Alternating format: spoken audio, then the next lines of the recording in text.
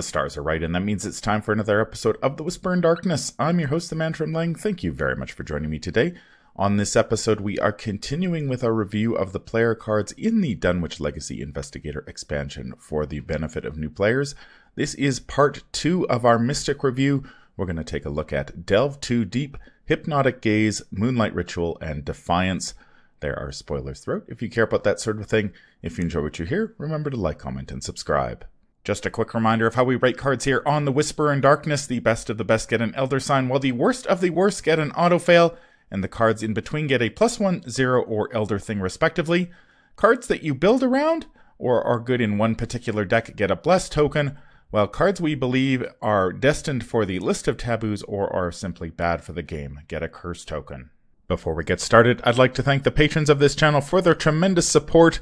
The Arkham Horror LCG community is amazing, and these people have gone above and beyond to bring you content like these player card reviews. If you'd like to support the channel's goals and see your name on this list, head over to patreon.com, sign up for a tier of your choice, and claim your rewards. That would be awesome. Special thanks to Cole Monroe Chitty for the amazing art that graces the channel, Nicole Fiscus for the new Whisper in Darkness logo that I use for the podcast, and Nate Lost in Time and Space for the intro as well as the overlays. Thank you very much. I couldn't do it without you. Without further ado, let's get started. Welcome back, everyone. This is part 2 of our look at the Mystic cards in the Dunwich Legacy Investigator Expansion. We're going to dive right in with Delve Too Deep. It's an event that costs 1 resource, insight trait. In player order, each investigator draws 1 card from the top of the encounter deck, then add Delve Too Deep to the victory display, and it is worth 1 victory point. Thoughts on Delve Too Deep? I know why this card's here, and it makes a lot of sense when you're just looking at core in Dunwich, but this card is ripe for abuse. Oh, right. Outside of those 2 campaigns, and outside of having one single collection, having 4 players all take Delve Too Deep. Oh, that's right. No, thank you. Oh my gosh.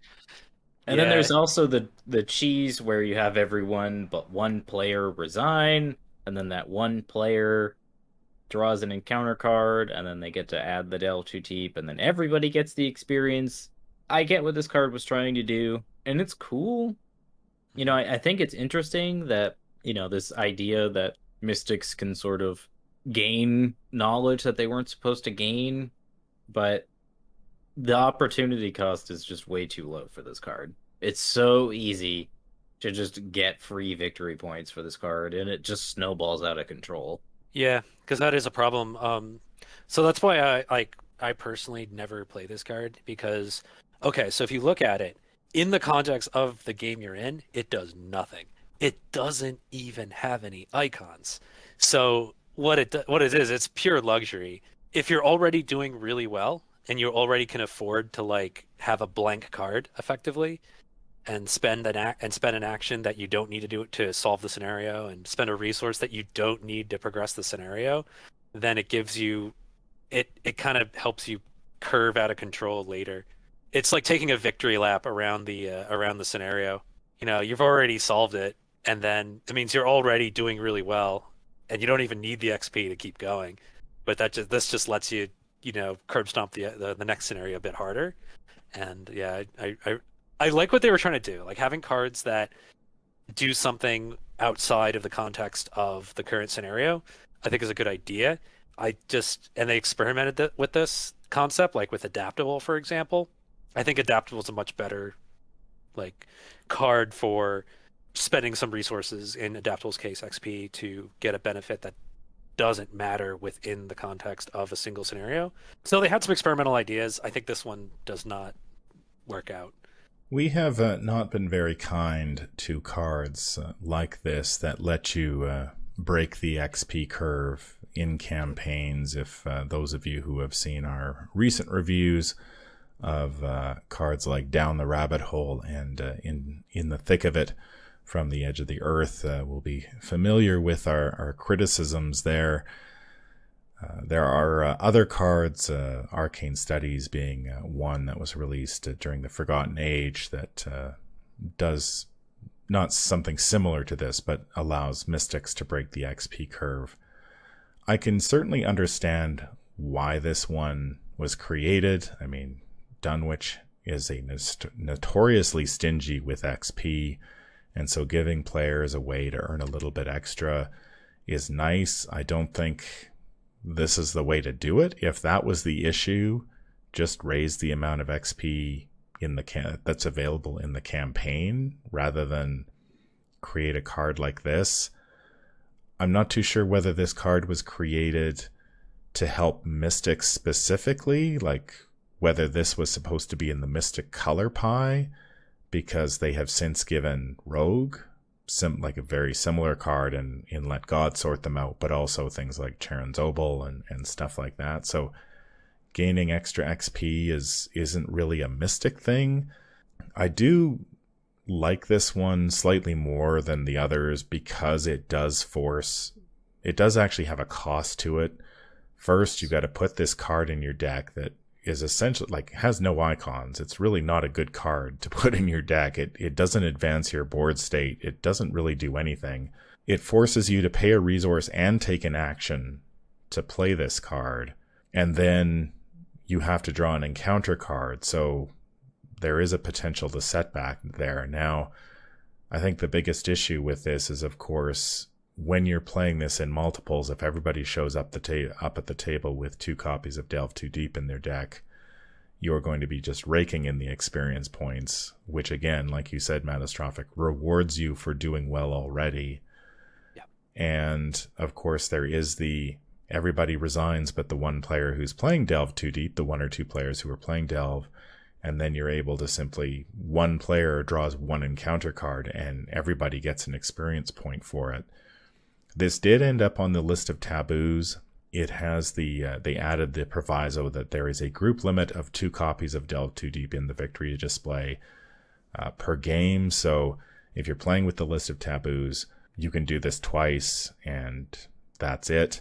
I personally would have changed it to say that if you play this, you draw 1 card per investigator, like they did with clues.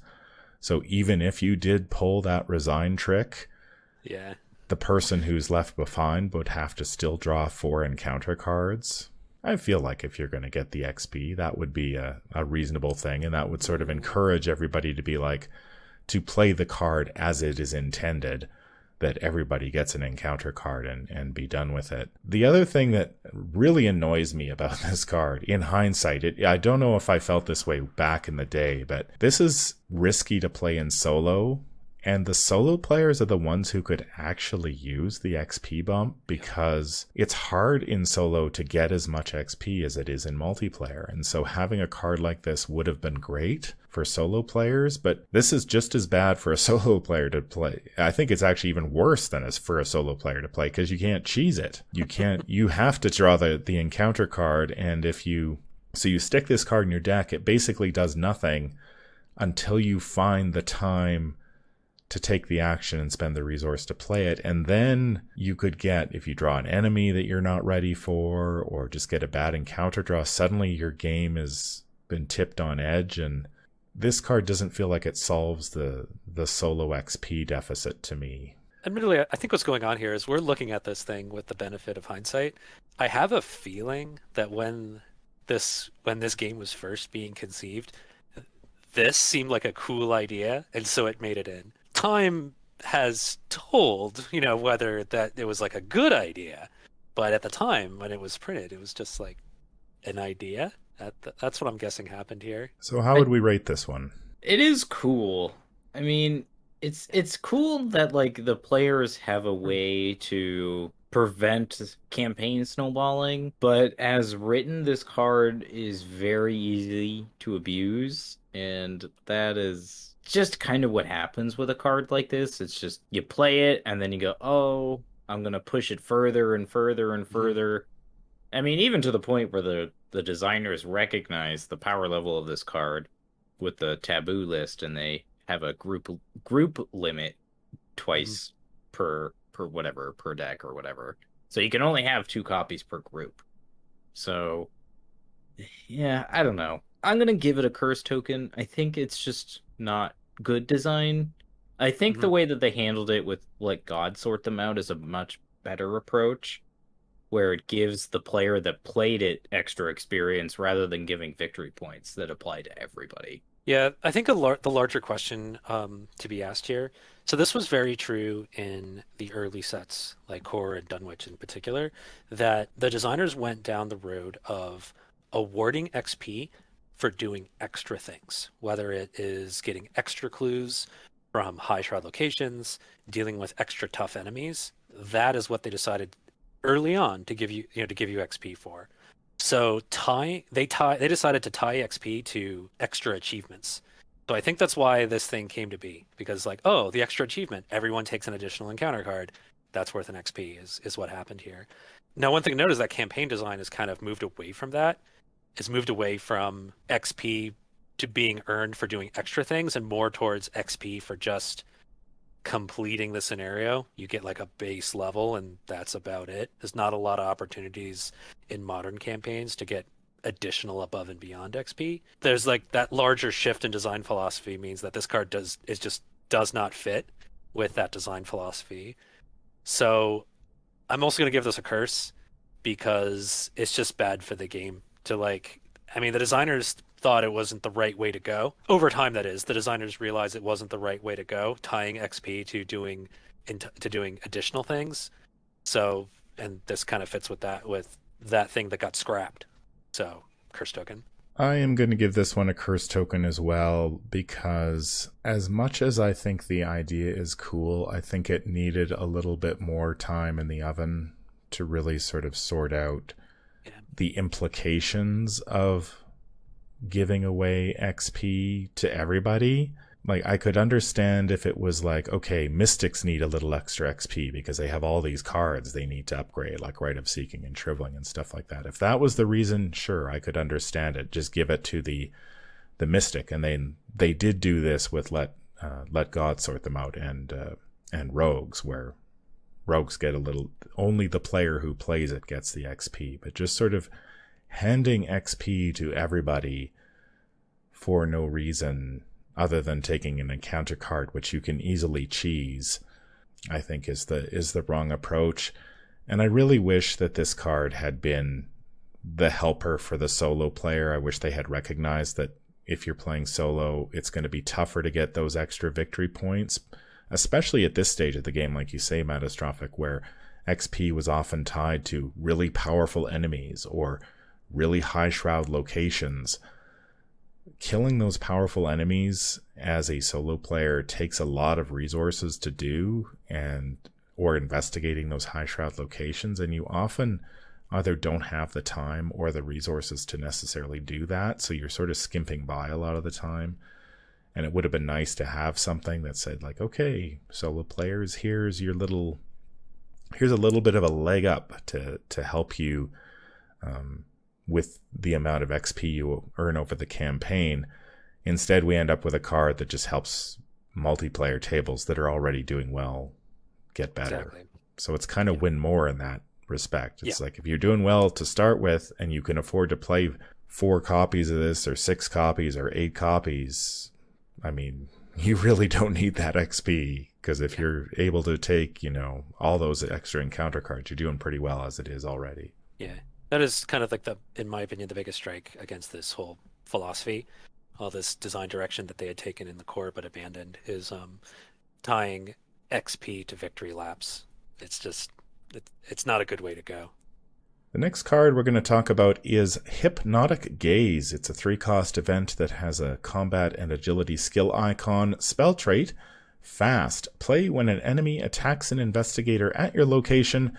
Cancel the attack. Then reveal a random token from the Chaos Bag. If it has a Skull, Cultist, Tablet, Elder Thing, or Autofail symbol, deal the attacking enemy's damage to itself. Thoughts about Hypnotic Gaze? I don't think I've ever played this card. I think a big reason for that is that it costs 3. That's a lot of resources. Yeah. For a very niche ability. I mean, thankfully you at least get the cancel guaranteed, but without any real way to manipulate the bag and ensure that you get that token, this is just a dodge that costs 2 extra resources, and that's not great. Yeah. If you're looking for a way to deal damage, shriveling costs 3 and deals damage reliably, whereas this you have to have the enemy on the table for a whole round, and then play this when it attacks you, or if you take an attack of opportunity, and then you have to play it then. And then you have to cancel it, and then you have to pull the right token in order to deal the damage, which is, I would assume, the big reason you're playing this card. And it's like, that is not great. You could have just evaded it if you were Agnes, if you're really worried about that sort of thing. Or if you're playing Jim, you could probably just kill it with Shriveling. Jim could also probably pretty reasonably, evade something with another card that we'll talk about in a minute. But yeah, this card is it just costs too much and does too little. Yeah, also the damage dealing part is completely random. Like you can't boost the test or anything. And one thing that I've found over the course of my years of playing Arkham Horror is that dealing with enemies, you want to be like solid on that. You can afford to like suffer the effects of randomness when looking for clues because the locations don't punch you in the face when you fail to get the clues off of them. But like enemies, you got to be like on the ball. So like I would play Blinding Light over this in the context of Court of Los Dunwich, because at least with Blinding Light, it does the thing and you can boost it. So you can play your Blinding Light if you need to, and your Guardian can't deal with the enemy, and then you can boost the test to kind of ensure that the Blinding Light goes through. Yeah, I'd play Blinding Light over this. Yeah, the Blinding Light, I believe, deals 1 damage, which is often all you're going to get by dealing the attacking enemy's damage to itself anyway. So, yeah, this is one of those cards that, man, I love the art on this one, and it's a real shame that the card is so bad because I have never played this card. I will never play this card. It just costs way too much.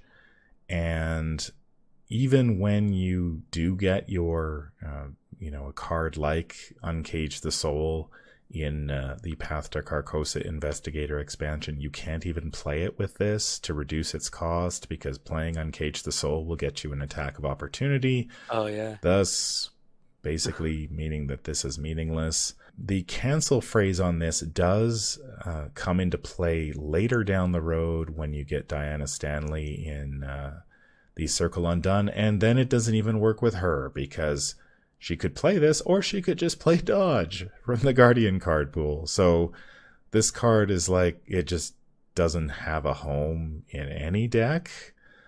There is a level 2 upgrade in the Jacqueline Fine starter deck that will deal the enemy's damage or horror to itself, which more reliable.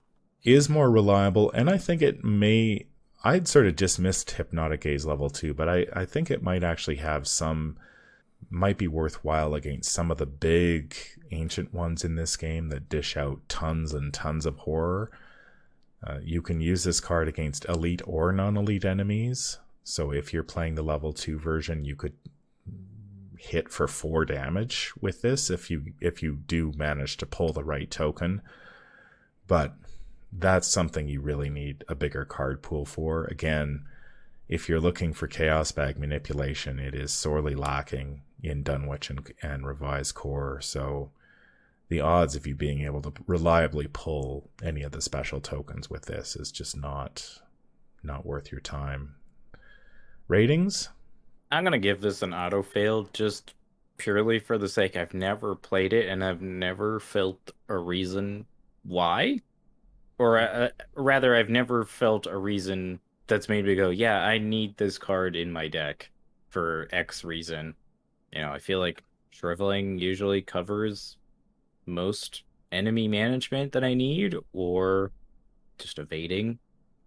Yeah. And this card is just not necessary, and it's so expensive, and Mystics already struggle with resources that playing a 3-cost event that may not even really work just doesn't feel great. Yeah, I'm gonna give this an auto fail as well. I think if you're considering an effect like this, you feel like you need, if you want to devote a card slot or two to enemy management, I would recommend checking out Manual Dexterity for Agnes and just evading the thing, or Dodge for Jim, or even Blinding Light, so because it's more reliable and it kind of advances the board. Blinding Light at least does. Yeah, I wouldn't play this. It's just too expensive and doesn't do enough. Yeah, auto fail.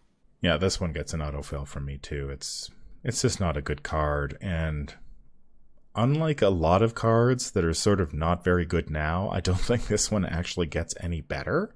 It really doesn't. It just doesn't actually improve once your card pool grows, so it's just sort of ends up in the box, and unfortunately I don't think it there are any investigators that really need this effect, and the one investigator who might actually can use it can just take dodge instead, so auto fail. That brings us to Moonlight Ritual. It's a free event that has an intellect and agility skill icon, spell and insight trait. Remove all doom from one card you control. So there aren't a great deal of targets for this in this particular set. You've got Alyssa Graham and Blood Pact level 3 being the two. And like we said when we talked about Alyssa Graham, the whole adding doom to cards you control theme hasn't really been fleshed out over the years. I think it's one of those things that I think eventually we're going to get a set that fleshes it out, but even since these cards were printed, I think we've only received one or two that actually deal with adding doom to cards. So limited opportunity to play this. That being said, there is one thing I'd like to point out about Moonlight Ritual, is that it is a spell, which means that Arcane Initiate from the core, which adds a doom to itself, can search this card out. So there's that synergy there. So if you want to be playing Alyssa Graham, Arcane Initiate, and Blood Pact all in the same deck, I think this card kind of lets you do that pretty safely. Yeah, I think one thing holding this card back is that it does cost you an action, so it can be kind of awkward to play sometimes. You know, especially like if you're using this in combination with Blood Pact, say you're you're charging up for a big spell or a big test, and then you draw that auto fail, and now you need to make that test again. Now you don't have the actions to play the Moonlight Ritual. You can put yourself in a real bind with this card if you're not careful. But yeah. I mean, this is the only card that allows you to remove doom from cards that you control, other than either discarding them with some other effect or having those assets take damage in the case of Arcane Initiate. I think it's not bad. I think the one real problem with Moonlight Ritual is it doesn't have any flavor text. Look at all that white space. I also am confused why it doesn't have a willpower icon. Oh yeah. Why does it have an agility icon on it? I don't know, because you're dodging doom. I don't know. Or it's because it's nighttime and you have to like sneak around at night. This it is a card, Moonlight Ritual. This card feels like one of those cards they hadn't quite figured out the value of skill icons on cards yet. Yeah. Same with Hypnotic Gaze too. Like if Hypnotic Gaze at least had double icons on it, it'd be a lot more playable, but as it stands, And kind of the same with this is if this had 2 intellect icons, it'd almost be playable if it had 2 intellect icons. Just because just on its own. Yeah, just every once in a while you can remove a doom off of Arcane Initiate. You know, intellect icons, Yeah. It's like at least at that point it's a searchable way to get a perception in Mystic. Yeah. But it's a shame because it's like it's one of the only cards that does this type of effect, and if you want to play around with doom, you have to play this card because it's the only option. I have put this card in several decks that play around with adding doom to cards like Alyssa and Blood Pact. I don't honestly think I would play more than one copy of this in those decks, and depending on how the game unfolds, I often don't end up playing it. So it's more I find this card as a safety valve than a necessity a lot of the time, because if you sort of leverage the witching hour, you can add doom safely without actually having to use this card.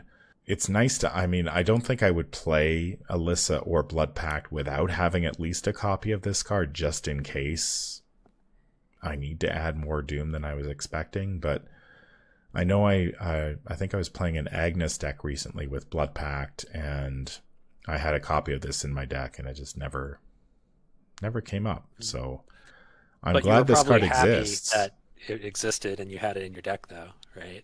You were happy. I'm glad it exists, and I'm glad it was in my deck. But I don't think just because you are playing with Alyssa Graham and Blood Pact doesn't necessarily mean you're going to have to remove the Doom all the time. How would we rate this one? This is gonna get a bless token from me. Like, you got to be playing the Doom cards, plain and simple. It's a bless.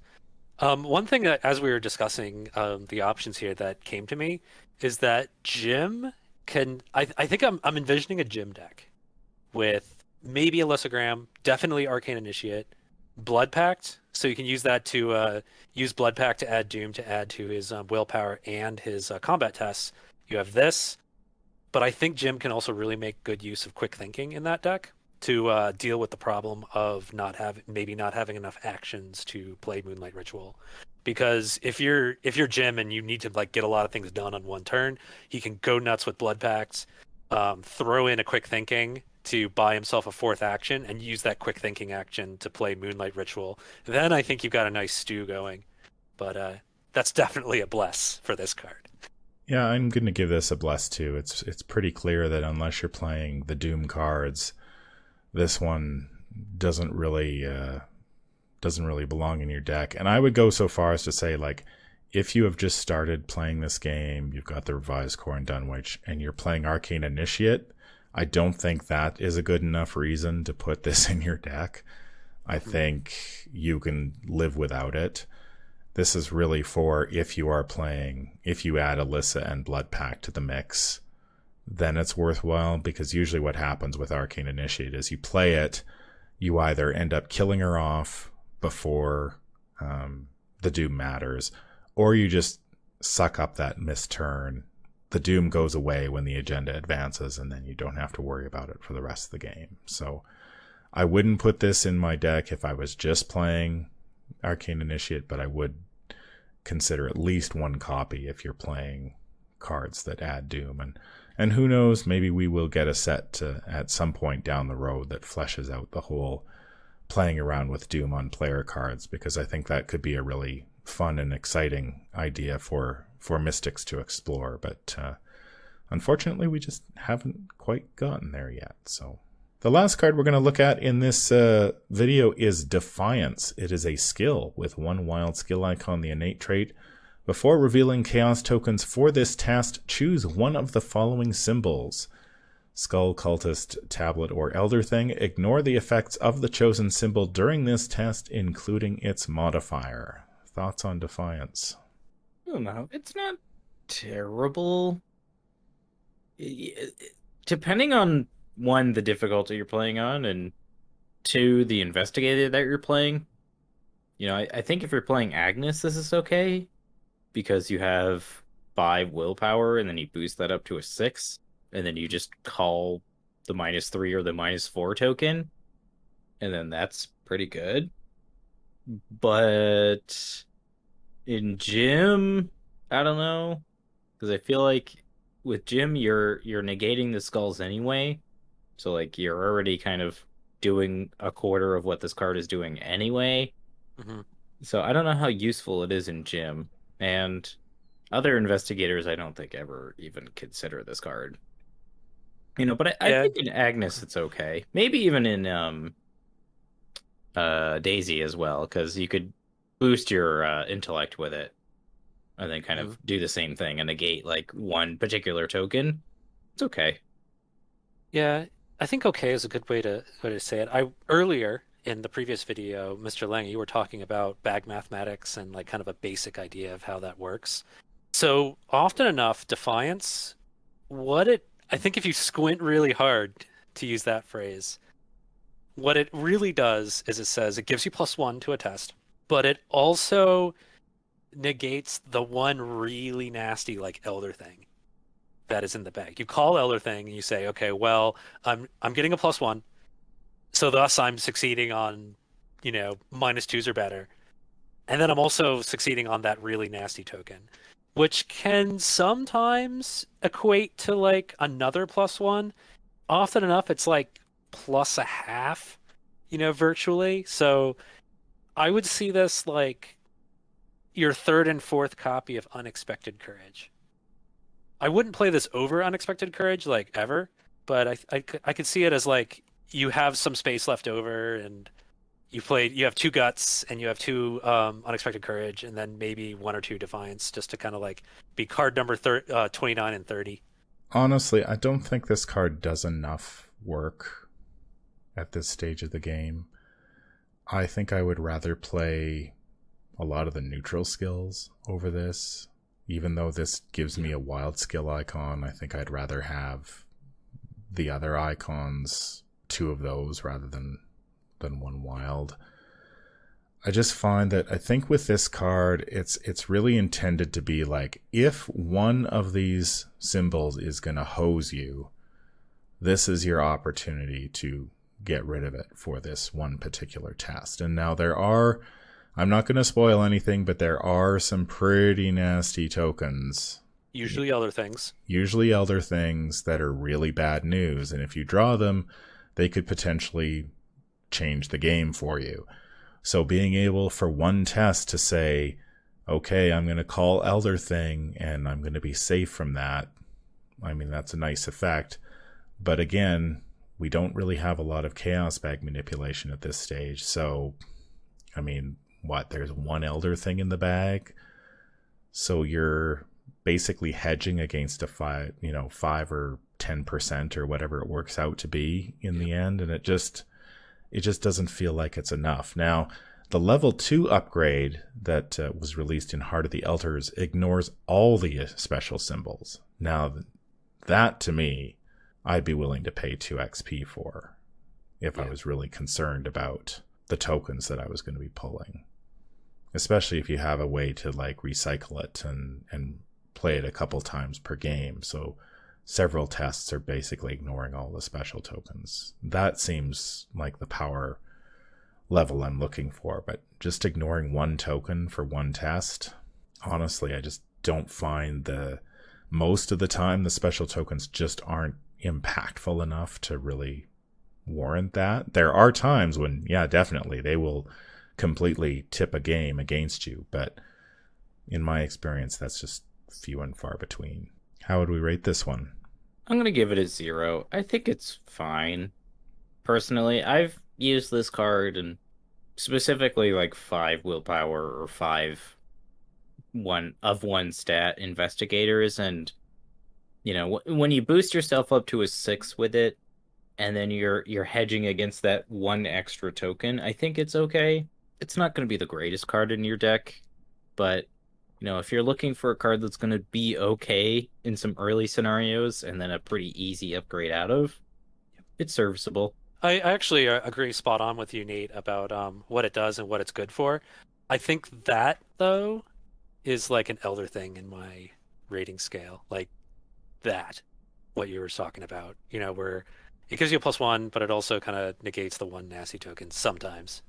Yeah, I think that's an Elder Thing. I'm going to give it an Elder Thing as well. I certainly wouldn't frown on you for playing this, at least at the beginning of a campaign, and especially if you're just playing a revised core set and Dunwich. I mean, you don't have a lot of skill options as a mystic, but I would seriously look at playing neutral skills above this one, or getting this out of your deck, upgrading out of it as quickly as possible.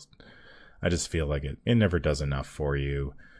If you had a way of, say, calling the token and then reliably pulling the token, so basically you're nullifying the Chaos Bag for a pull, sure, but that's just not that easy to do at this stage of the game. That's going to do it for part 2 of our look at the Mystic cards in the Dunwich Legacy Investigator Expansion. Let us know in the comments down below what you think. Any final thoughts? There's very niche cards in this collection. Hypnotic Gaze, Moonlight Ritual. I feel like these were themes that they were looking to expand upon in future sets, And I think those feature sets have still yet to arrive. Yeah. There's no linchpin in Dunwich for the bag diving where you want to draw specific tokens. There seems to be a lot of like support for it, but there's no like linchpin like Olive McBride. Yeah. She really should have been in this set, shouldn't she? Yeah, I think so. I think this is the set. Like, if you had replaced Alyssa with Olive, this is a very different set, because all of a sudden you have a reliable way of drawing multiple tokens. But without the power of Olive, a lot of these, if you draw a special token cards, just sort of seem like, well, am I going to waste like a grotesque statue charge on this? And even that just gets you an additional token. And grotesque statue like costs XP, and it's pretty expensive in terms of XP and, you know, resources and stuff just to be able to trigger some of these cards. I have a feeling that one day Moonlight Ritual is going to be awesome. You're going to have like, you're going to play it and be like, this is one of the greatest cards. It helps my deck so much. But yeah, we just haven't seen a whole lot of adding Doom to cards since Dunwich. So still waiting on that one. So any day, Maxine, any day. I think one thing that's kind of weird about some of these like draw special tokens abilities on some of these cards as well is that like some of them are bad. You know, they hurt you as an investigator, say like Rite of Seeking and Shriveling and stuff like that. And then we have Hypnotic Gaze and the other Defiance as well that like benefit you from drawing a special symbol. So it's like pulling on both ends, and it like can't really make up its mind, it seems. Yeah, that's true with things like Rite of Seeking, where you pull a special token, it's bad, and then these ones, it's good. Yeah. If you have a small card pool and you pick up the Jacqueline Fine starter deck, I think she kind of brings a lot of these effects together, because Jacqueline herself can help you pick the token you want. But Jacqueline Fine also includes things like Azure Flame and Clairvoyance, which are kind of like equivalents to Shriveling and Rite of Seeking, but don't hurt you on the symbol tokens. Yeah, I would say that if you enjoy playing Mystic and you enjoy, if you've enjoyed playing Mystic in Revised Core and Dunwich, then picking up the Jacqueline Fine starter deck as a next step is pretty good. You do get some of that Chaos Bag manipulation that is missing in this set, as well as some of the I believe Robes of Endless Night is in there, which gives you a way to make some of these very expensive assets like Rite of Seeking a little bit cheaper. And of course, if you are fortunate enough to pick up a copy of the Path to Carcosa Investigator Expansion, which was just released, there are some very nice Mystic cards in that as well that will solve your resource problems.